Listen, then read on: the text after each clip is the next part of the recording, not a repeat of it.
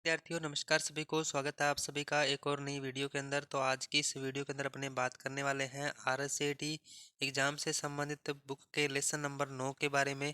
जी हाँ, अपने lesson number 9 के बारे में आज की इस वीडियो के अंदर डिस्कस करने वाले हैं। और लेसन नंबर 9 जो अपना है वो एमएस एक्सेल पर आधारित है। यानी आज की इस वीडियो के अंदर अपने एमएस एक्सेल के जितने भी इंपॉर्टेंट क्वेश्चंस हैं तो वो अपने डिस्कस करने वाले हैं। तो वीडियो काफ़ी इंपॉर्टेंट होने वाली है। वीडियो को ज़्यादा से ज़्यादा शेयर कर दीजिए और चैनल को अभी तक सब्सक्राइब नहीं किया है तो चैनल को भी ज़रूर से सब्सक्राइब कर लीजिए। और आगे आने वाली क्लासेस के अंदर अपने आरएसएटी बुक के जितने भी लेसन्स हैं तो उन सभी के बारे में अपने डिस्कस करेंगे।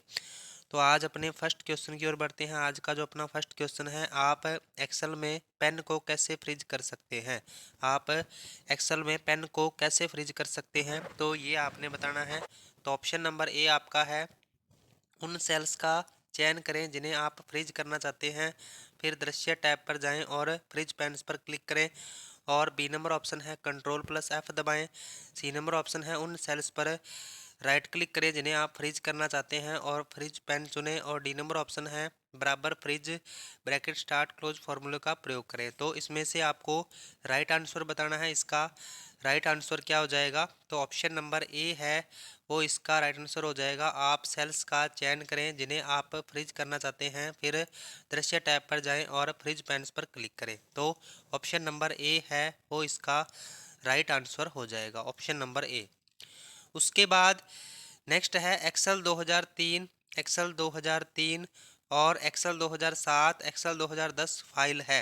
यानी एक्सेल 2003 हो गया, 2007 हो गया और 2010 का फाइल एक्सटेंशन क्या है तो ये आपको बताना है। तो 2003 के एक्सटेंशन नेम की अगर अपने बात करें तो क्या होता है, डॉट XLS होता है। और 2007 की अगर अपने बात करें तो क्या होता है, डॉट XLSX होता है। और यही अगर 2010 की बात करें तो क्या होता है, इसका भी डॉट XLSX होता है। तो यानी इसका जो राइट आंसर है वो हो जाएगा option number D, dot XLS और XLSX और XLSX। तो यानी ऑप्शन नंबर डी है वो इसका राइट आंसर हो जाएगा, ऑप्शन नंबर डी। नेक्स्ट है, एक वर्कशीट में रो तथा कॉलम टाइटल को होल्ड करने हेतु ताकि जब वर्कशीट को स्क्रॉल किया जाए तो वे स्क्रॉल न हो, निम्न में से क्या उपयोग में लिया जाता है। यानी एक वर्कशीट में रो तथा कॉलम टाइटल को होल्ड करने हेतु ताकि जब वह वर्कशीट को स्क्रॉल किया जाए तो वे स्क्रॉल न हो, तो निम्न में से क्या उपयोग में लिया जाता है। तो होल्ड टाइटल कमांड है, स्प्लिट कमांड है, फ्रीज पेन्स कमांड है और अनफ्रीज पेन्स कमांड है। तो इसमें से जो इसका राइट आंसर है वो हो जाएगा ऑप्शन नंबर सी, यानी freeze panes command. Option number C है वो इसका राइट आंसर हो जाएगा। नेक्स्ट है, एक्सेल में शॉर्ट ऑप्शन किस मेन्यू में होता है। एक्सेल में शॉर्ट ऑप्शन जो है वो किस मेन्यू में होता है तो ये आपको बताना है।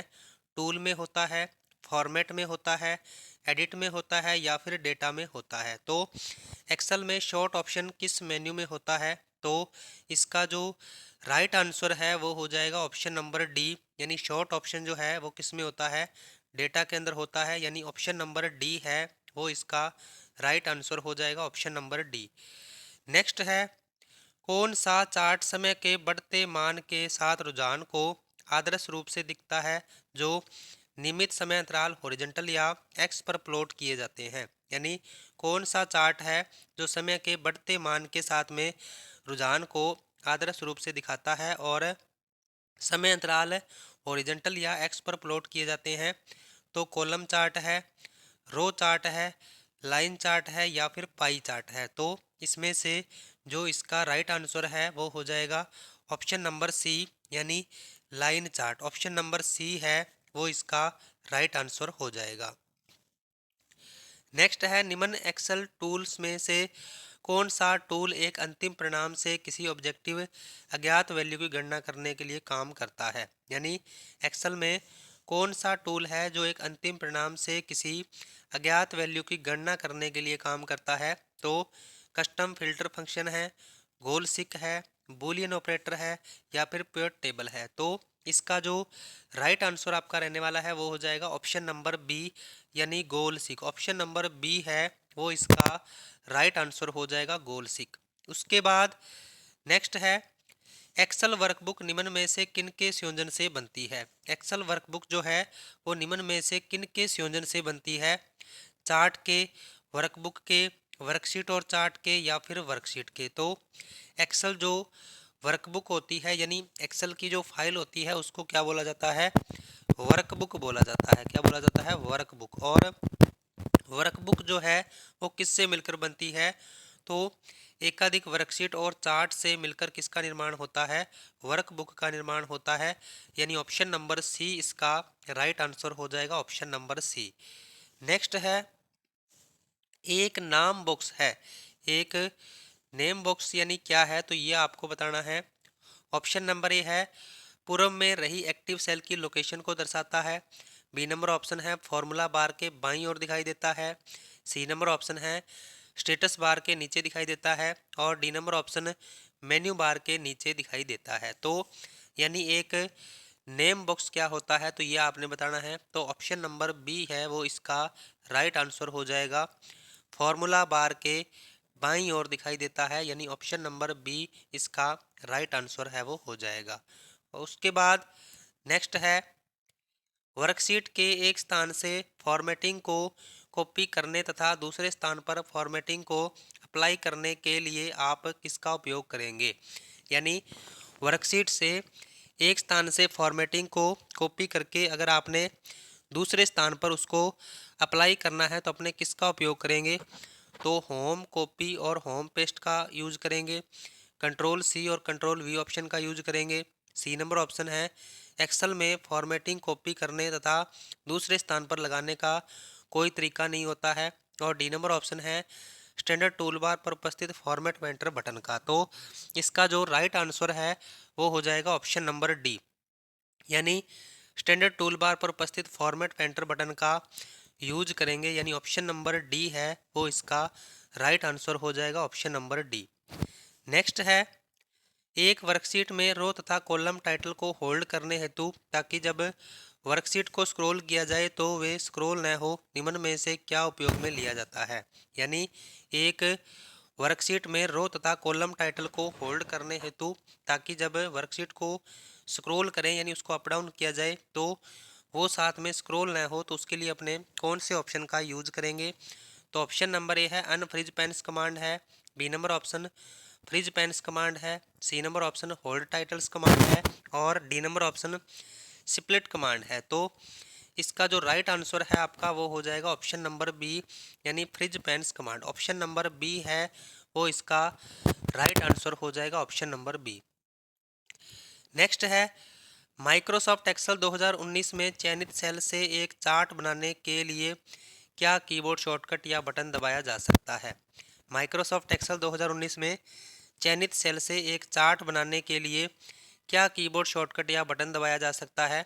तो F3 है, F5 है, F7 है, F11 है। तो इसका राइट आंसर आपका क्या हो जाएगा, ऑप्शन नंबर डी हो जाएगा, यानी F11। F11 से अपने क्या है, यानी चयनित सेल से एक चार्ट बनाने के लिए यानी इस कीबोर्ड शॉर्टकट का अपने प्रयोग कर सकते हैं। तो ऑप्शन नंबर डी इसका राइट आंसर हो जाएगा, ऑप्शन नंबर डी। और क्लास में आगे बढ़ने से पहले सभी से रिक्वेस्ट है कि क्लास को एक बार ज़्यादा से ज़्यादा शेयर कर दीजिए और चैनल पर नए हो तो चैनल को सब्सक्राइब जरूर से कर लीजिए। उसके बाद पेस्ट स्पेशल कमांड आपको कॉपी और पेस्ट की सुविधा देता है। यानी पेस्ट स्पेशल जो कमांड है वो आपको कॉपी और यानी पेस्ट की किस प्रकार की सुविधा है जो देता है। तो ऑप्शन नंबर ए है एक कॉपीड वैल्यू के द्वारा सिलेक्शन को मल्टीप्लाई करने हेतु। बी नंबर ऑप्शन है सेल कमेंट्स द्वारा। सी नंबर ऑप्शन है एक्चुअल फार्मूला के बजाय एक फार्मूला के परिणाम स्वरूप वैल्यू द्वारा। और डी नंबर ऑप्शन है उपरोक्त में से कोई नहीं। तो इसका जो राइट आंसर है आपका वो हो जाएगा option number C, actual formula के बजाय एक फार्मूला के परिणाम स्वरूप वैल्यू द्वारा। यानी ऑप्शन नंबर सी है वो इसका राइट आंसर हो जाएगा, ऑप्शन नंबर सी। नेक्स्ट है जब आप एक फार्मूला कॉपी करते हैं, जब आप एक फार्मूला कॉपी करते हैं तो क्या होता है। ऑप्शन नंबर ए है एक्सेल फार्मूला कॉपी करते हैं। बी नंबर ऑप्शन है एक्सेल न्यूली कॉपीड फार्मूला में सेल रेफरेंस संपादन करता है। सी नंबर ऑप्शन है एक्सेल एब्सोल्यूट सेल रेफरेंस को समायोजित करता है, और डी नंबर ऑप्शन है एक्सेल रिलेटिव सेल रेफरेंस को समायोजित नहीं करता है। तो जब आप एक फॉर्मूला कॉपी करते हैं तो क्या होता है, तो इसका राइट आंसर आपका हो जाएगा option number B. Excel newly copied formula में सेल रेफरेंस संपादन करता है, यानी ऑप्शन नंबर बी है वो इसका राइट आंसर हो जाएगा, ऑप्शन नंबर बी। नेक्स्ट है माइक्रोसॉफ्ट एक्सेल 2019 का उपयोग कर कौन से चार्ट के प्रकार बनाए जा सकते हैं। माइक्रोसॉफ्ट एक्सेल 2019 का उपयोग करके कौन से चार्ट के जो प्रकार हैं वो बनाए जा सकते हैं। तो ऑप्शन नंबर ए है लाइन चार्ट है, पाई चार्ट केवल है, बी नंबर ऑप्शन केवल लाइन ग्राफ है, C number option bar chart, line graph और पाई चार्ट है, और D number option bar chart और लाइन ग्राफ केवल है। तो इसका राइट आंसर आपका हो जाएगा ऑप्शन नंबर सी, यानी बार चार्ट, लाइन ग्राफ और पाई चार्ट जो है वो अपने एक्सेल 2019 के अंदर बना सकते हैं। तो ऑप्शन नंबर सी है वो इसका राइट आंसर हो जाएगा, ऑप्शन नंबर सी। नेक्स्ट है एक सूत्र बनाने के लिए आप किसका उपयोग कर सकते हैं। एक सूत्र बनाने के लिए आप किसका उपयोग कर सकते हैं। ऑप्शन नंबर ए है सेल वैल्यू, लेकिन सेल संदर्भों का नहीं। बी नंबर ऑप्शन सेल संदर्भ का नहीं बल्कि सेल वैल्यू का। सी नंबर ऑप्शन है सेल वैल्यू या सेल संदर्भों का नहीं, हालांकि दोनों एक ही समान नहीं होते हैं। और डी नंबर ऑप्शन है सेल वैल्यू और सेल संदर्भों में। तो एक सूत्र बनाने के लिए अपने किसका प्रयोग कर सकते हैं, तो इसका राइट आंसर आपका हो जाएगा सेल वैल्यू और सेल संदर्भों में। ऑप्शन नंबर डी है वो इसका राइट आंसर हो जाएगा, ऑप्शन नंबर डी। नेक्स्ट है डेटा का भंडारण, आयोजन और विश्लेषण खालिस्तान में किया जाता है। डेटा का भंडारण है, आयोजन है और विश्लेषण जो है वो किस में किया जाता है। वर्ड में किया जाता है, पावर पॉइंट में किया जाता है, एक्सेल में किया जाता है या फिर एक्सेस में किया जाता है। तो डेटा का भंडारण, आयोजन और विश्लेषण जो है वो किस में किया जाता है, तो इसका राइट आंसर आपका हो जाएगा ऑप्शन नंबर सी, यानी एक्सेल। यानी किस में किया जाता है, एक्सेल में किया जाता है। तो ऑप्शन नंबर सी है वो इसका राइट आंसर हो जाएगा। नेक्स्ट है स्प्रेडशीट के दाहिने और नीचे भाग में मौजूद खालिस्तान बार के उपयोग से ऊपर और नीचे जा सकते हैं। यानी स्प्रेडशीट के दाहिने और नीचे भाग में मौजूद किस बार के उपयोग से ऊपर और नीचे जा सकते हैं। तो स्टेटस बार है, कॉलम या रो है, नेम बॉक्स है या फिर एलिवेटर है। तो इसका राइट आंसर आपका हो जाएगा ऑप्शन नंबर डी, यानी एलिवेटर। ऑप्शन नंबर डी है वो इसका राइट आंसर हो जाएगा। नेक्स्ट है एकाधिक वर्कशीट और चार्ट से मिलकर एक एक्सेल दस्तावेज का निर्माण होता है जिसे खालिस्तान कहा जाता है। एकाधिक वर्कशीट और चार्ट से मिलकर एक एक्सेल दस्तावेज का निर्माण होता है जिसे क्या कहा जाता है। डॉक्यूमेंट कहा जाता है, फाइल कहा जाता है, स्लाइड कहा जाता है, वर्कबुक कहा जाता है। तो इसका राइट आंसर आपका हो जाएगा ऑप्शन नंबर डी, यानी वर्कबुक। ऑप्शन नंबर डी है वो इसका राइट आंसर हो जाएगा। यानी एकाधिक वर्कशीट और चार्ट से मिलकर एक एक्सेल दस्तावेज का निर्माण होता है जिसे वर्कबुक कहा जाता है। यानी एक्सेल की फाइल को क्या बोला जाता है, वर्कबुक बोला जाता है। तो ये इसका राइट आंसर आपका हो जाएगा ऑप्शन नंबर डी। नेक्स्ट है save, save as, open, close, info, recent, new, print, document sharing, help आदि विकल्प होते हैं।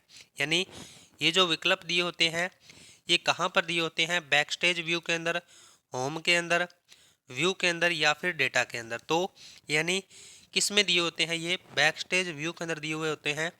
तो ऑप्शन नंबर ए इसका राइट आंसर हो जाएगा, ऑप्शन नंबर ए। यानी बैकस्टेज व्यू क्या होता है, फाइल मेन्यू को ही बोला जाता है। बैकस्टेज व्यू यानी फाइल मेन्यू को ही बोला जाता है। तो ऑप्शन नंबर ए है वो इसका राइट आंसर हो जाएगा, ऑप्शन नंबर ए। नेक्स्ट है जब हम एक नई वर्कबुक खोलते हैं तो इसमें डिफ़ॉल्ट रूप से कितनी वर्कशीट शामिल होती हैं। जब हम एक नई वर्कबुक खोलते हैं तो इसमें डिफ़ॉल्ट रूप से कितनी वर्कशीट शामिल होती हैं। एक होती है, दो होती है, तीन होती है, चार होती है। तो जब अपने एक नई वर्कबुक खोलते हैं तो इसमें डिफ़ॉल्ट रूप से 3 शीट्स होती हैं। कितनी शीट्स होती हैं, 3 शीट्स होती हैं। तो ऑप्शन नंबर सी है वो इसका राइट आंसर हो जाएगा, ऑप्शन नंबर सी। नेक्स्ट है वर्कबुक अतिरिक्त वर्कशीट जोड़ने के लिए शॉर्टकट कुंजी इस्तेमाल की जाती है। वर्कबुक में अतिरिक्त वर्कशीट जोड़ने के लिए शॉर्टकट कुंजी कौन सी इस्तेमाल की जाती है? Shift plus F11, control plus F1, Alt plus F1 और Alt plus control plus F1। तो वर्कबुक में अतिरिक्त वर्कशीट जोड़ने के लिए शॉर्टकट कुंजी यानी कौन सी इस्तेमाल की जाती है? तो इसका राइट आंसर आपका हो जाएगा ऑप्शन नंबर ए, यानी shift plus F11। Shift plus F11 से अपने यानी वर्कशीट अतिरिक्त वर्कशीट जोड़ सकते हैं। तो ऑप्शन नंबर ए इसका राइट आंसर हो जाएगा। नेक्स्ट है, एक वर्कशीट में कुल रो और कॉलम या पंक्तियां होती हैं। एक्सेल में यानी जो वर्कशीट होती है उसमें कुल रो और कॉलम या पंक्तियां कितनी होती हैं? तो 10,48,576 रो होती हैं, 16,384 कॉलम होते हैं। तो यानी ऑप्शन नंबर सी इसका राइट आंसर हो जाएगा, ऑप्शन नंबर सी। यानी टोटल रो कितनी होती है? 10,48,576 और टोटल कॉलम कितने होते हैं? 16,384 होते हैं। तो ये आपने ध्यान में रखना है, ऑप्शन नंबर सी इसका राइट आंसर हो जाएगा। नेक्स्ट है, एक्सेल की सबसे छोटी इकाई और मूल रूप से पंक्ति और स्तंभ का जो प्रतिच्छेदन बिंदु है। एक्सेल की सबसे छोटी इकाई और मूल रूप से पंक्ति और स्तंभ का जो प्रतिच्छेदन बिंदु है वो कौन सा है? सेल है, कॉलम है, रो है या फिर शीट है? तो इसका राइट आंसर आपका हो जाएगा ऑप्शन नंबर ए, यानी सेल।